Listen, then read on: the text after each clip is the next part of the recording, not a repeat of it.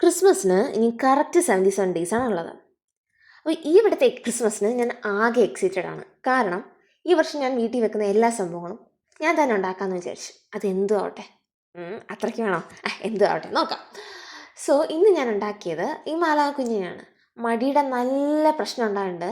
ഞാൻ വിചാരിച്ചു അത് വീഡിയോ എടുത്ത് റെക്കോർഡ് ചെയ്ത് പോസ്റ്റ് ചെയ്യുമ്പോഴത്തേക്ക് എനിക്കൊരു മോട്ടിവേഷൻ ആവല്ലോ. ആ മോട്ടിവേഷനാണ് നിങ്ങളീ കാണുന്നത്. സോ ഞാൻ ഈ പിൻട്രസ്റ്റിൽ ഈ മാലാഖിനെ കണ്ടപ്പോൾ ഞാനങ്ങ് ആകെ വാവ് ഇന്ന് തന്നെ ഉണ്ടാക്കിയിട്ടേ ഉള്ളൂ എന്നുള്ള രീതിയിൽ തുടങ്ങിയതാണ്. പക്ഷെ ചിറകിൻ്റെ കാര്യം ആയപ്പോഴത്തേക്കും ഞാൻ ആകെ കൺഫ്യൂസ്ഡായി.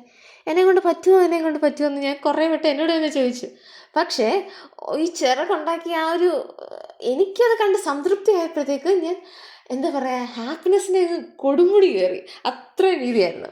സോ ഇങ്ങനെ മാലാഖിനെ കാണാൻ നല്ല ഭംഗിയുണ്ട്.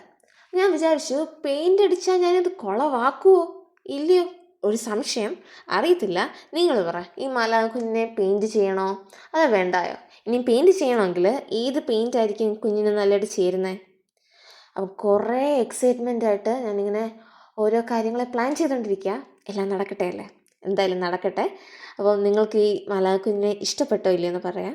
ബൈ, ടാറ്റാ.